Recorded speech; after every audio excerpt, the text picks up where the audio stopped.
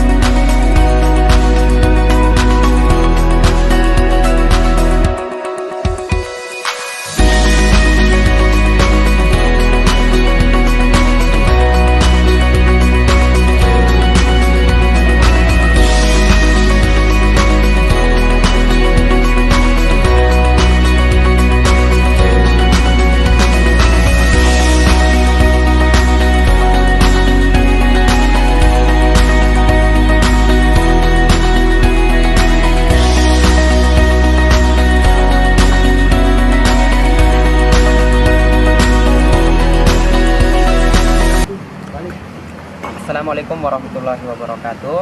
Selamat datang di pembelajaran renang di Bumak Sport.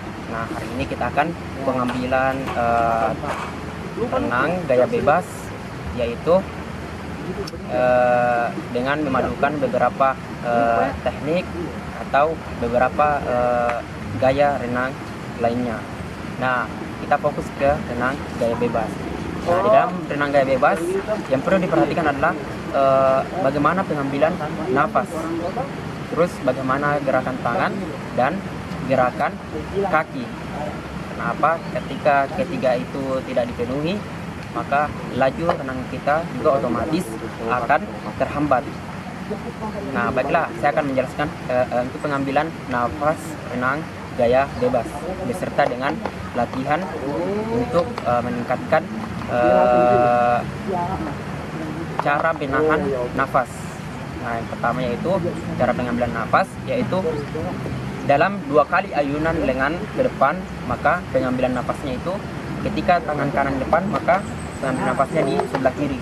Ketika tangan kiri di depan, maka pengambilan nafasnya di kanan. Tidak boleh ketika tangan kanan di depan, pengambilan nafas juga di kanan, karena akan menghalangi untuk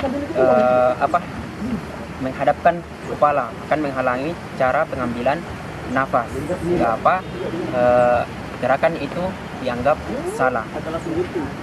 Nah, untuk metode atau cara untuk menahan nafas lebih lama, yaitu dengan berada di pinggir kolam, yaitu dengan memegang pinggir kolam. Setelah itu turunkan kepalanya, hitung sampai 5-10 detik dan naikkan lagi kepalanya, terus turunkan lagi. Nah, begitu seterusnya sampai beberapa hitungan. Nah, itu bisa ditingkatkan, bisa mulai dari 10 kali, bisa 15 kali, bisa 20 kali. Nah, itu untuk pengambilan nafasnya. Nah, yang kedua yaitu untuk gerakan tangan. Nah, gerakan tangan dalam renang gaya bebas yaitu secara bergantian antara tangan kanan dan tangan kiri ke depan. Yaitu di dalam pengambilan dalam cara gerakan tangan dalam renang gaya bebas, yaitu ada fase menarik, ada fase mendorong, dan juga ada fase istirahat. Nah, ketika fase menarik ini, tangan satu tangan ke depan, tangannya dibentuk, lalu menarik sesuatu, lalu ke samping tubuh, masuk ke tengah tubuh. Nah, itu ada fase mendorong ke belakang. Nah, setelah fase mendorong, nanti ketika tangan ke belakang, maka ada fase istirahat, lalu digantikan tangan berikutnya. Nah, cara gerakannya yaitu, atau cara melatihnya yaitu, taruh pelampung di bawah badan, terus masuk ke dalam air, lalu latih tangannya, terus selanjutnya gerakan kaki. Nah, cara gerakan kakinya yaitu dengan cara guntingkan, yaitu mulai dari pangkal paha sampai ujung kaki, bukan dari lutut sampai ujung kaki, tapi mulai dari pangkal paha sampai ujung kaki dengan gerakan yang lentuk, supaya apa? Dapat membantu melaju ke depan. Ketika kaki dikeraskan, maka badan juga akan terasa berat, sehingga apa? Akan tenggelam.